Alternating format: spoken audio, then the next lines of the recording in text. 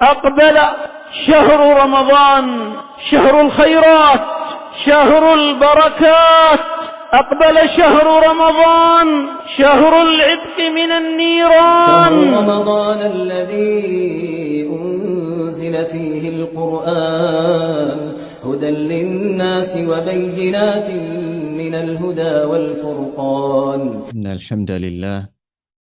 نحمده ونستعينه ونستغفره ونعوذ بالله من شرور أنفسنا ومن سيئات أعمالنا. من يهده الله فلا مضل له ومن يضلل فلا هادي له، وأشهد أن لا إله إلا الله وحده لا شريك له، وأشهد أن محمدا عبده ورسوله صلى الله عليه وعلى آله وسلم، وعلى أبويه الرسولين النبيين الكريمين إبراهيم وإسماعيل، وعلى كل النبيين والمرسلين وآل كل، وسلم تسليما كثيرا. أما بعد، فإن أصدق الحديث كتاب الله، وأحسن الهدي هدي محمد صلى الله عليه وعلى آله وسلم، وشر الأمور محدثاتها، وكل محدثة بدعة، وكل بدعة ضلالة، وكل ضلالة في النار. أما بعد، السلام عليكم ورحمة الله وبركاته. إليني تسواج كما جاء الدرس الثالث والعشرون، دن لك إلاك تعليني أغن 23، إذن لك نمبر 23 لاتنو ترى شهر رمضان آداب وأحكام في الشيخ إمام ابن علي الأثري حفظه الله تعالى. أفاني هناك أسباب أخرى مبيحة للفطر غير ما ذكرنا. نباتي وانتي منشا وسبب مفح إليتي أمامو يتنو ni inú Ramadan. Àbí ká ní sábàbí mẹ́rin eléyìí tó máa ń mú yàn túnú nínú Ramadan. So tí pé alákọ̀ọ́kọ́ òun náà ni almarad. Alákọ̀ọ́kọ́ òun ni almarad. Ẹlẹ́ẹ̀kejì òun ni asafar. Ẹlẹ́ẹ̀kẹta òun ni kibaru sin. Ẹlẹ́ẹ̀kẹrin òun náà ni alhamlu tàbí arda'a. So mẹ́rin ló jẹ́ tí a bá tú sílẹ̀, ṣùgbọ́n tá a bá tú mẹ́fà ní gbogbo ẹ̀, gẹ́gẹ́ bí afa ṣe mention ní bẹ̀rẹ̀ ọ̀rọ̀ nípa àwọn nǹkan náà. So alákọ̀ọ́kọ́ ni almariyad, aláàrẹ̀. Ẹlẹ́ẹ̀kejì almusafir, onírìn àjò. Ẹlẹ́ẹ̀kẹta arrajulul kabir, bàbá àgbàlagbà. Ẹlẹ́ẹ̀kẹrin òun ni almar'atul ajuz, ìyá arúgbó. Ẹlẹ́ẹ̀karùn-ún ni alhamil, olóyún. Ẹlẹ́ẹ̀kẹfà ni almurdi', ẹni tí ó ń fún ọmọ lọ́yàn. So tí a dẹ̀ ti ṣàlàyé lórí àwọn mẹ́fẹ̀ẹ̀fà yìí, bí Allah subhanahu wa ta'ala bí ó ṣe ní kí agbára ma. lẹ́yìn náà àfáwà mention pé hunaka asbabun ukhra mubihatun lil fitri ghayra ma dhakarna. wọ́n ní àwọn sábàbí mi wà tí ó máa ń sọ títúnu mímọ́ gbààwẹ̀ tó máa ń sọ di ẹ̀tọ́ fún yàn nínú Ramadan, tó yàtọ̀ sáwọn eléyìí tí a mention síwájú, tó yàtọ̀ sáwọn mẹ́fà yìí. afáàní aláwọ̀kọ́ níbẹ̀ ni ashabu almihani ashaqqa,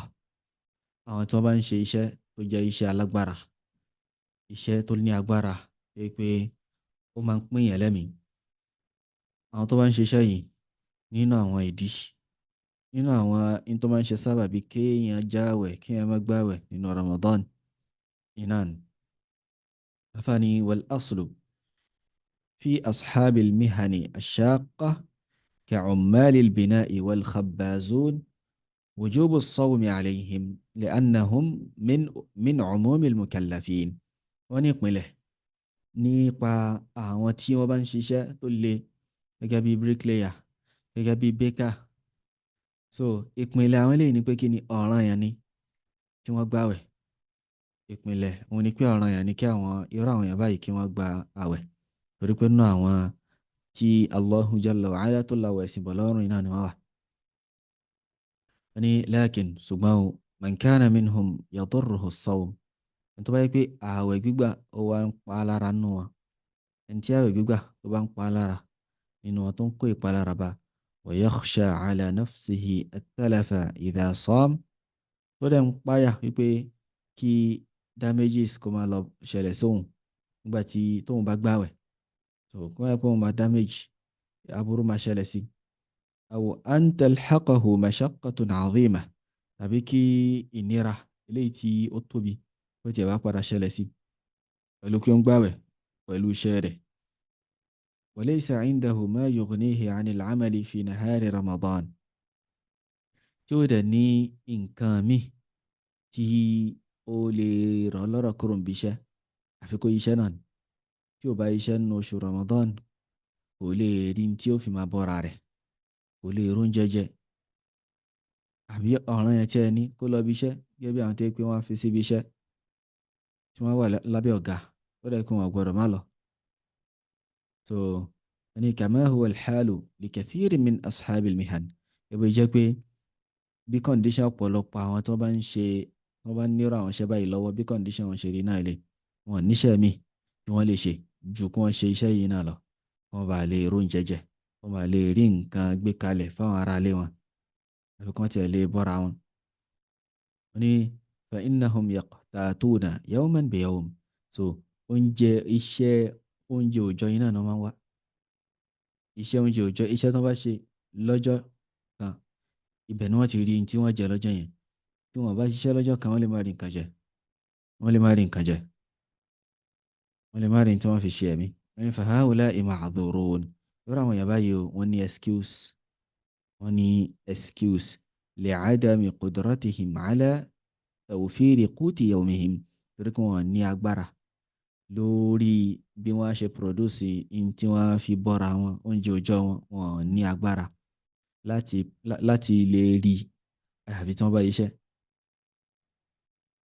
kò dẹ̀ síṣẹ́ tí wọ́n fẹ́ ṣe àfiṣẹ́ tó ní agbára yìí náà wọ́n ní faman kana fi mithli hadhihi al-hal ẹni tó bá wà ní irú condition báyìí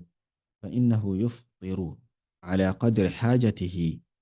bima yadfa'u al-mashaqqata faqat wọ́n ní irú ẹni bẹ́ẹ̀ nǹkan yóò tunu yóò jáwèé rẹ̀ pẹ̀lú ntí ó máa bọ́ bùkátà rẹ̀ tó máa lé ìnira eléyìí tó mú pẹ̀lú àwẹ̀ pẹ̀lú pé ó ń gbààwẹ̀ ó dẹ̀ ń ṣiṣẹ́ yẹn so ìwọ̀nba tí ó lè jẹ tó lè mú yóò mú strong padà iná ni yóò ń bùkátà láti ṣe kíni láti jẹ. thumma yumsiku baqiyata yawmihi ila al-ghurub so lẹ́nà yóò kẹnuró gbogbo ọjọ́ tó kù kò ní ṣe kíni ẹni pé tí ilẹ̀ ó fi ṣú lọ́jọ́ tó bá jáwẹ̀ báyẹn tí ilẹ̀ ó fi ṣú kò ní ṣe kíni kò ní jẹ nǹkan kan mímọ́ lókùn àtàwọn pé ó wà lẹ́nu iṣẹ́ báyìí ó ń bùkátà láti jẹun lọ́wọ́ ọ̀sán ó ń gbààwẹ̀ lọ tẹ́lẹ̀ ó wá di bí ọwọ́ aago kan ó wá rẹ̀ ẹ́ pé kò tiẹ̀ lè continue iṣẹ́ mọ́ so ìròyìn àbáyàn yóò lọ jẹun so oúnjẹ tó bá jẹ yẹn ó ti tó yóò àpàdà síbi iṣẹ́ lókùn ìgbà tí ò bá ti bùkátà sóúnjẹ mímọ́ yóò jẹun yóò mọ̀mí khalas so bóyá iṣẹ́ tí wọ́n ń ṣe iṣẹ́ inú oòrùn ni tí gbogbo ara tiẹ̀ ti gbẹ wọ́n bùkátà láti mọ̀mí kò sí láìfi kó tún mọ̀mí sí wọ́n tọ́ pé kò bùkátà sí kó jẹ nǹkan kan mọ́ kò bùkátà sí kó mu nǹkan kan mọ́ so kò gbọ́dọ̀ ṣe kíni kí ó má mu nǹkan kan mọ́ ó má jẹ nǹkan kan mọ́ títí tí oòrùn fi yọ. wa yuftiru ma'a an-nas yóò tó bá fẹ́ jẹun gbà yẹn yóò jẹun pẹ̀lú àwọn èèyàn àsìkò táwọn ẹ̀ bá ń ṣe iftar òun náà lọ jẹun so gẹ́gẹ́ bí ẹni tí ó bá ń gbààwẹ̀ wa yajibu alayhi al-qada ọ̀ràn yẹn sí ni kó san àwẹ̀ yẹn padà. والدليل على جواز الفطر لهؤلاء ẹ̀rí lórí pé ó tọ́ fáwọn ẹni yìí láti máa gbààwẹ̀ láti jáwẹ̀ wọn tí ìnira bá mú wọn báyẹn umumu qawlihi ta'ala òun náà ni pé alámọ̀rin wọ̀nyí ó wọ abẹ́ ọ̀rọ̀ Allah subhanahu wa ta'ala tó sọ pé وما جعل عليكم في الدين من حرج Allah jalla wa ala olóhùn fi ìnira sínú ẹ̀sìn yìí òun fi síbẹ̀ fún yín. afáàní tanbihun muhim àkíyèsí tí ó ṣe pàtàkì ما يقع فيه بعض أصحاب المهن من التوسع في الأكل والشرب بدعوى أنه معذور فهذا غلط عظيم. tí àwọn òṣìṣẹ́ irú àwọn oníṣẹ́ tá a sọ yìí tí wọ́n máa ń fọ́ọ̀lù sí tí wọ́n máa ń tẹ̀rì sínú rẹ̀ látara pé wọ́n máa jẹun bó ṣe wù wọ́n, wọ́n máa mú nǹkan, wọ́n máa mú omi bó ṣe wù wọ́n just anyhow. So pẹ̀lú pé kí ni ṣe bí ó tọ́ fún wa láti túnu, ṣe bó tọ́ fún wa láti ṣe kí ni láti má gbààwẹ̀. So látara pé a ní excuse ìnira mú wa lára ṣẹ́ wa. So wọ́n á wá tà wá sáà, wọ́n á fẹ́ oúnjẹ lójú every time wọ́n máa jẹun, wọ́n á gbóúnjẹ síta lọ́sàn-án àwẹ̀, wọ́n á ṣe bó ṣe wù wọ́n pẹ̀lú oúnjẹ pẹ̀lú nǹkan mímu. So pẹ̀lú excuse pé kí ni ẹbí àwa náà àwọn tí a lè ṣe kí ni tá a lè tónu. afáàní fahadha ghalatun azim, ẹ̀rọ eléyìí tó tóbi náà eléyìí àṣìṣe ńlá gbáà iná nìkan yìí. فينبغي أن يبين لهم أنه لا يجوز لكم أن تتناولوا من الطعام والشراب إلا بقدر ما يدفع عنكم ألم الجوع والعطش. wọ́n ní pé ó yẹ kí a ṣàlàyé fún wọn ní pé kò tọ́ fún yín kí ẹ jẹ nínú oúnjẹ àbómi àbí kẹ́ mú nínú omi àyàfi òdiwọ̀n tí yóò ti pain oúnjẹ, pain ebi, pain òǹgbẹ tí ó tì dànù fún yín. Ẹ bá ti mú omi débi pé mo ti rẹ̀ ń gbẹ, ẹ bá ti jẹun débi pé mo ti yó, mo ti wà òkè, èèyàn bùkátà sí láti ṣe kí ni láti máa jẹ kankan mọ́. So tí wọ́n bá lọ ra ìpápánu lọ́sàn-án Ramadan, so bó ṣe ń lọ tó ń bọ̀ yóò máa da chinchin sẹ́nu, ó ti ra bisikíìtì sẹ́gbẹ̀ẹ́ yóò máa jẹ díẹ̀ díẹ̀, ó ti ra oríṣiríṣi nǹkan, ó ti ra mineral oríṣiríṣi, so yóò máa tó bá ti ṣiṣẹ́ díẹ̀ yóò lọ gbé mu, yóò tún iṣẹ́ lọ yóò iṣẹ́ bọ̀ yóò tún gbé mu. So eléyìí mistake náà ni eléyìí tí ẹ lè jẹ nínú oúnjẹ tí wọ́n fún yín láàyè, tí wọ́n fún yín ní ìgbà láàyè láti jẹ nínú oúnjẹ wọn ni tí ẹ fi ti ebi, ẹ fi ti òǹgbẹ, ẹ fi ti dànù. afáàní وجاء في فتاوى اللجنة الدائمة بالمملكة العربية السعودية. wọ́n ní ó wà nínú fatawa اللجنة الدائمة tó àwọn ìgbìmọ̀ eléyìí tí wọ́n máa ṣe fatwa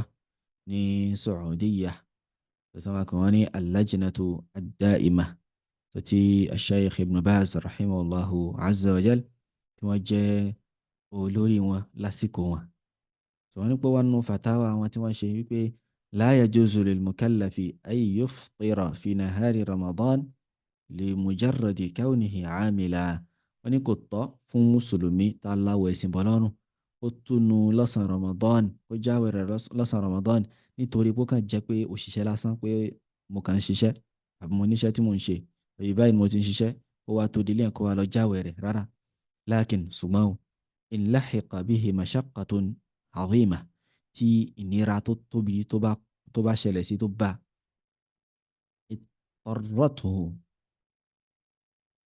اضطرته إلى الإفطار في أثناء النهار,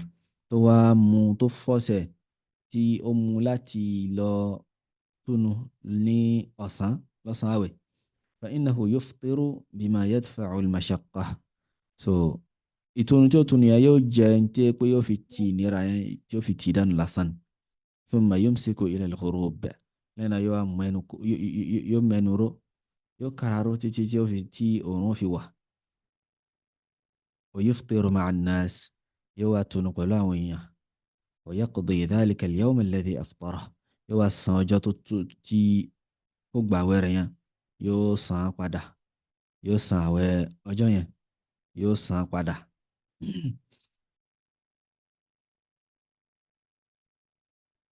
wọ́n ní وقالوا أيضا, àwọn olùmọ̀ yìí ní اللجنة الدائمة yìí wọ́n tún sọ again, wọ́n ní pé من اضطر إلى مثل ما ذكر في السؤال من العمل الشاق, ẹni tí ó bá wà first tó yẹ pé kò ní ọ̀nà míì mọ́ àyàfi kó ṣe àwọn iṣẹ́, irú àwọn iṣẹ́ tí ẹ dárúkọ ń bí ìbéèrè yìí, wọ́n ń dá oníbéèrè lóhùn. ẹni tó bá wà first tí ò ní ọ̀nà àbáyọ míì mọ́ yàtọ̀ sí pé kó ṣe àwọn iṣẹ́ tẹ mention yìí, yẹn iṣẹ́ ilé tí ó lè tẹ mention nínú ìbéèrè yìí, sọ́ọ̀mà hatta yuhissa bimabadi al-haraj yóò máa ó gbọ́dọ̀ máa gbààwẹ̀ náà ni ó gbọ́dọ̀ bẹ̀rẹ̀ àwẹ̀ rẹ̀ ni ó gbọ́dọ̀ bẹ̀rẹ̀ ọjọ́ rẹ̀ pẹ̀lú pé yóò máa gbààwẹ̀ títí tí ó fi wá máa fíìl àwọn ìpínlẹ̀ ìnira kò tí ó fi ká ìnira ti ń bọ̀ ẹ̀mí ti fẹ́ máa bọ̀ agbára ò ní gbé nǹkan yìí mọ́ tí ń bá yẹ continue ṣe pé ìmọ̀ kò fi ṣẹ́lẹ̀ lọ́jọ́ yẹn ni tí ó dẹ̀ rọrùn tí ò lè filẹ̀ tàbí kó jáwẹ̀ kanu méjèèjì ni tó bá ti ń fíìl àwọn ìpínlẹ̀ àwọn ìbẹ̀rẹ̀ pains àwọn ìbẹ̀rẹ̀ nira ويتناول من الطعام والشراب ما يحول دون وقوعه في الحرج so yóò jẹ yóò mu ntí yóò ṣe kí tí ó di tí ó kọ́ di fífọ́ọ̀lù sínú ìnira eléyìí tí ó ti fẹ́ máa bọ̀ déédéé yẹn ní tó lè kọ́ di láti fọ́ọ̀lù sínú irú ìnira yẹn iná nìkan ló lè jẹ́ nínú oúnjẹ iná nìkan ló lè múnú omi thumma yumsiku lẹ́yìn náà yóò akararo yóò kẹnuru kò ní jẹ́ kankan mímọ́ wa alayhi al-qada'u fi ayyam so yóò wá san padà ní àwọn ọjọ́ mi yashulu fi ayyamin yashulu alayhi fiha as-siyam yóò san padà ní àwọn ọjọ́ mi tẹ́ pé ààwẹ̀ ṣe kí ni ó rọrùn fún ní àwọn ọjọ́ mi tẹ́ pé ààwẹ̀ rọrùn fún òbí ayé yóò máa gbàyè ń bi iṣẹ́ ni pé ọjọ́ báyìí mi ní wá nítorí kó bàa lè gbàwẹ̀ kó bàa lè san ààwẹ̀ rẹ̀ padà lẹ́yìn Ramadan so bí eléyìí bó ṣe rí náà ni so lẹ́yìn náà ẹlẹ́ẹ̀kejì ẹni àkọ́kọ́ iná ilé àwọn tí wọ́n bá ń ṣe iṣẹ́ tó ní agbára so àwọn eléyìí wọ́n ṣe kí ni wọ́n ní pé gbàláyé wà láti jẹ́ pé kí wọ́n túnu kí wọ́n máa gbààwẹ̀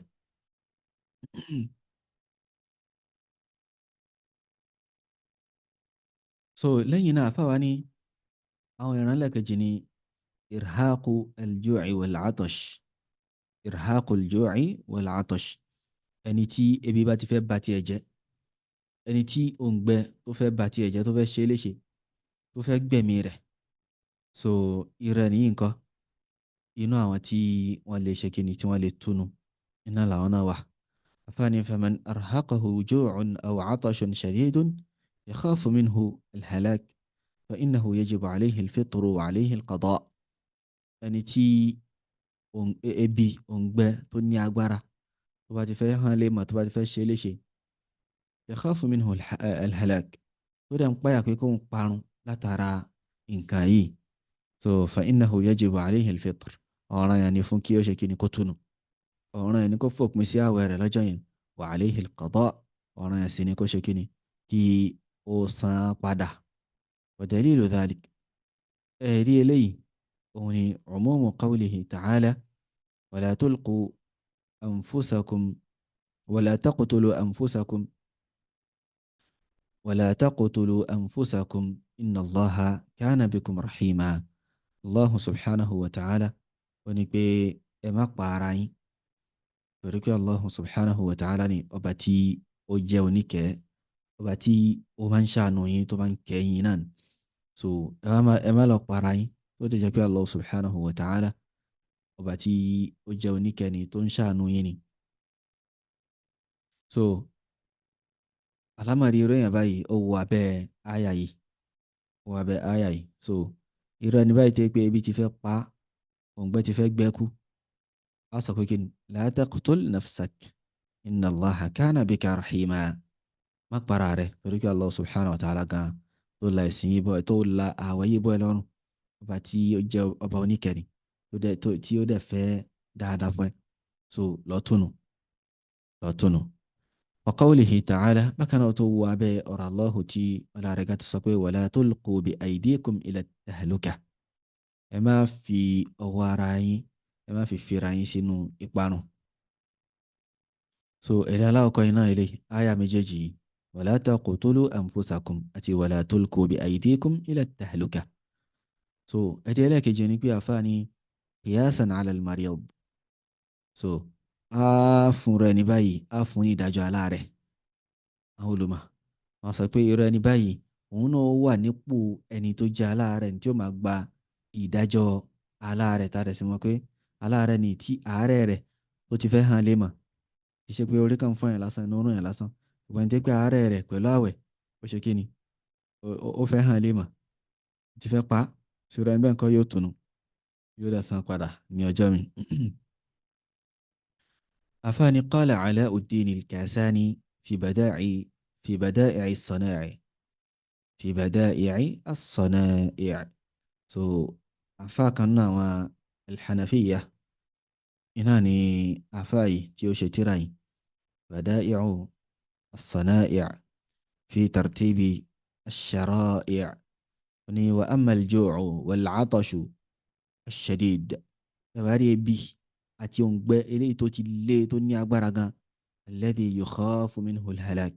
eléyìí tẹ́yàn ń páyà ìparun látara rẹ̀ tẹ́yàn ń páyà pé kẹ́ni tí ebi ń pa yìí kẹ́ni tí ẹni tí òǹgbẹ́ngbẹ́ yìí kó má lọ kú kó má lọ parun wọ́n yẹ pé yóò padà dá méjẹ̀ famubihun mutlaqun bimanzilati al-marad alladhi yukhafu minhu al-halaku bisababi as-sawm. wọ́n ní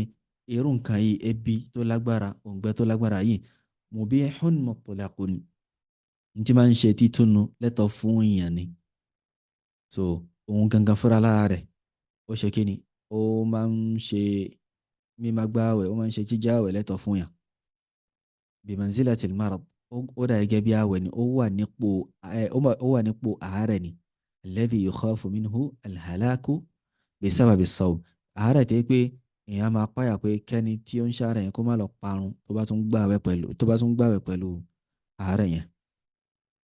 afáàní wa qala an-Nawawiyyu fil Majmu'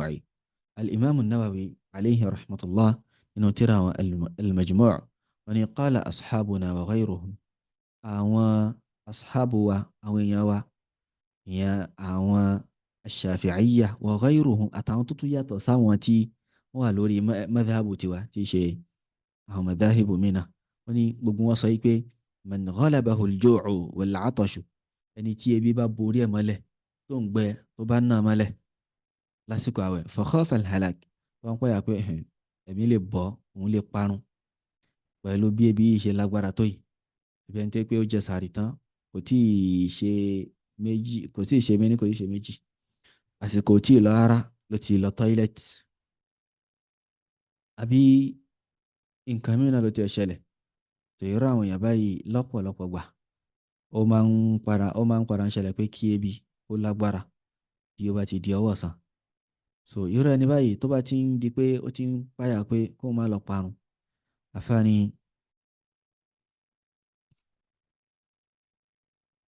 lazimahu alfitru ọ̀ràn yẹn ni fún kó túnu ó jáwèé rẹ̀ wa in kana sahihan muqima kódà kó jẹ́ ẹni tí kò síkì kódà kó jẹ́ onílé tí ì ṣe traveller li qawlihi ta'ala nítorí ọ̀rọ̀ Allahu ta'ala rẹ̀ ga tó sọ pé wala tulqu bi aydikum wala taqtulu anfusakum inna Allaha kana bikum rahima ẹ má pa ara yín torí pé Allah subhanahu wa ta'ala ọba tí ó jẹ́ oníkẹ́ni tó máa ń kẹ́yìn. wa qawlihi ta'ala àti ọ̀rọ̀ Allahu ta'ala rẹ̀ ga tó sọ pé wala tulqu bi aydikum ila at-tahluka ẹ má fi ọwọ́ ara yín ẹ má fi tira yín lọ sínú parun. wa yalzamuhu al-qada'u ọ̀ràn yẹn wá ní kó san àwẹ̀ náà padà kal-marid gẹ́gẹ́ bí aláàárẹ̀ náà ọ̀ràn yẹn ní kó san àwẹ̀ náà kó san padà. afáàní sọ eléyìí ibi tí ọ̀rọ̀ al-Imam an-Nawawi rahimahullah ta'ala tó parí sí náà ni wọ́n ní ìyẹn Sheikh Imam Ibn Ali al-Athari hafidhahullah wọ́n ní wa hal yajibu alayhi al-imsaku baqiyata al-yawmi idha aftar. irú èèyàn báyìí wá ní ìta sọ pé ibi ló mú jáwèé yìí ibi tó ti fẹ́ hàn lè mà ṣé ọ̀nà yẹn wá ní fúnra èèyàn báyìí náà fóun náà wá káraró kó má jẹ nǹkan kan mọ́ tó bá ti jẹun tó ti fi ti ebi dànù yẹn tó ti fi ti ebi tó fẹ́ hàn lè mà òǹgbẹ gbígbẹ tó fẹ́ hàn lè mà tó ti fi ti dànù yẹn ṣé dandan wá ní kó tó wá káraró kó má jẹ nǹkan kan mọ́ títí tí ilẹ̀ ò fi ṣú títí àwọn mùsùlùmí ò fi tonu tó wọn ò fi tonu pẹ̀lú wọn. afáàní fil mas'alati qawlan ọ̀rọ̀ méjì ló ń bẹ́ẹ̀ bí mas'ala ìlànà àwọn olùmọ̀ walladhi yadhharu wallahu a'lam annahu la yajibu alayhi al-imsak ilé tó wá hàn jù yẹn pé lè tí ó tẹ̀sùn wọn jù lọ́dọ̀ táwọn wọn pé kì í ṣe dandan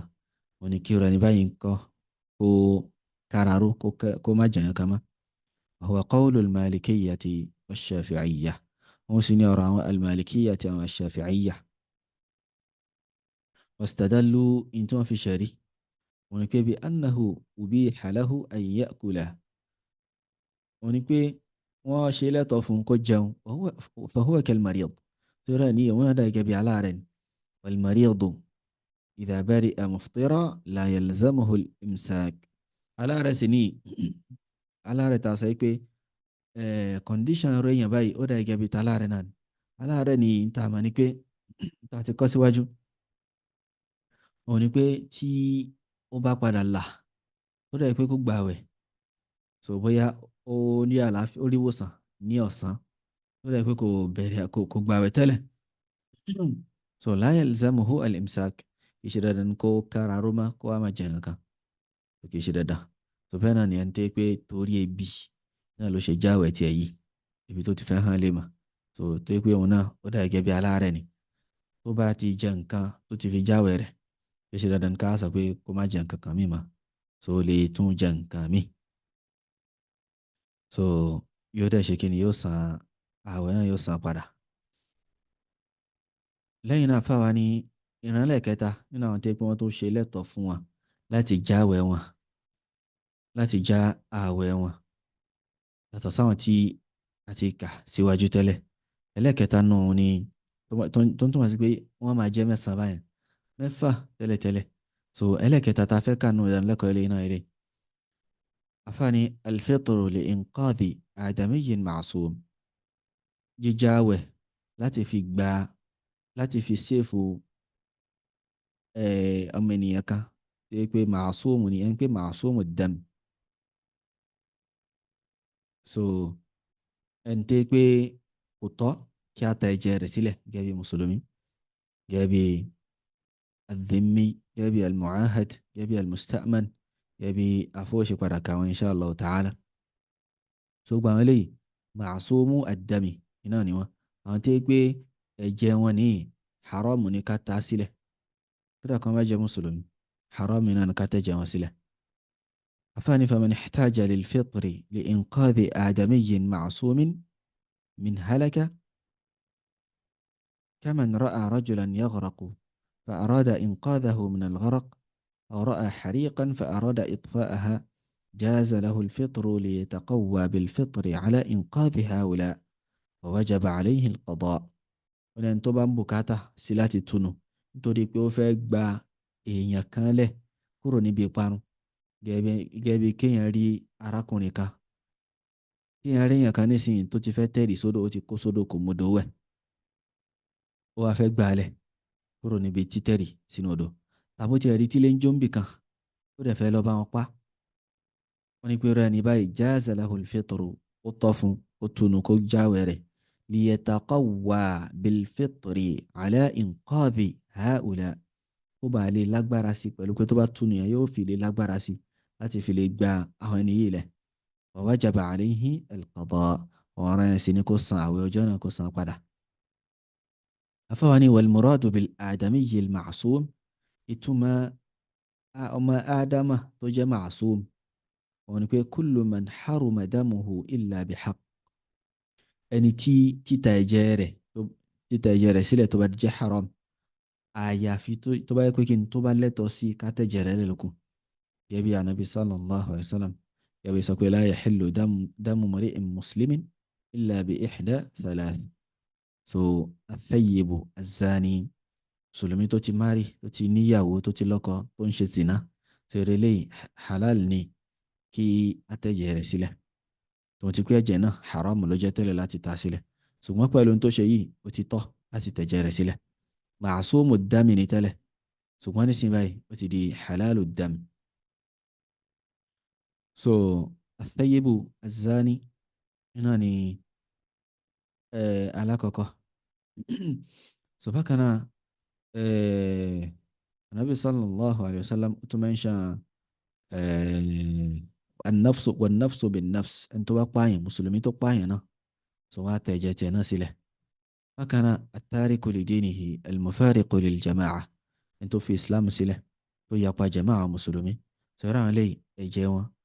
ó tọ́ láti ṣe kí n láti ta sílẹ̀. eléyìí ìtumọ̀ pé illa bi haqqin iná eléyìí, illa bi haqqin iná ni eléyìí. wọ́n yadkhulu fi dhalika, àwọn tí wọ́n máa wọ inú àwọn tí wọ́n jẹ́ màásùmù dam àbí àdàmíyùn màásùm, àwọn ọmọ ádámà tí ẹ̀jẹ̀ rẹ̀ tá a gbọ́dọ̀ tá sílẹ̀ àfi pẹ̀lú ẹ̀tọ́ tó bá ṣe tí ó mú wa ta ẹ̀jẹ̀ rẹ̀ sílẹ̀. So al-muslim min babi awla, so mùsùlùmí nílẹ̀ àkọ́kọ́ tó wọnú rẹ̀. bẹ́ẹ̀ náà ni adhimmi, adhimmi àwọn tó máa pè ní ahlu dhimma, àwọn tó yẹ pé wọ́n á máa gbé ìlú àwọn mùsùlùmí pẹ̀lú wípé wọ́n á máa san tax, wọ́n máa san tax. wal mu'ahad, àwọn tó yẹ pé ahdu ń bẹ láàrin àwọn àti mùsùlùmí pé a máa gbé lu yín àní bára wa jà fásitì kan báyìí, kò ní sógun láàrin wa. bákan náà al-musta'man, al-musta'man fẹ́ni tó yẹ pé ó wá sínú ìlú wa náà gẹ́gẹ́ bí kèfèrí tó wá sínú ìlú wa tó dẹ̀ tọrọ pé kí a fòun lọ́kàn balẹ̀ sínú ìlú yìí, òun fẹ́ gba Islam ṣùgbọ́n òun ṣe kí ni, òun máa wà nínú ìlú wa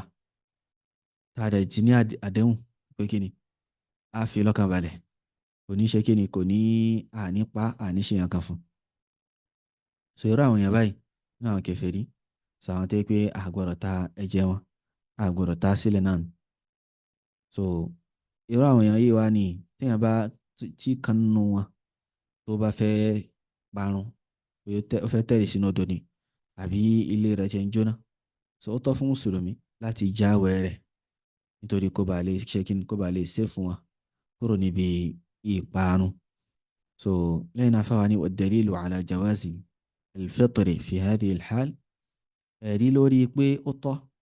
láti túnu nírú condition yìí. so wọ́n á bẹ̀rẹ̀ sí ni máa mention wọn lẹ́yọ kọ̀ọ̀kan. inshallah azza wa jal a máa tẹ̀síwájú níbi ìdánilẹ́kọ̀ọ́ eléyìí tí ó ń bọ̀. Allahu ta'ala a'la wa a'lam. subhanaka allahumma wa bihamdik, ashhadu an la ilaha illa ant, astaghfiruka wa atubu ilayk. Assalamu alaikum wa rahmatullahi wa barakatuh.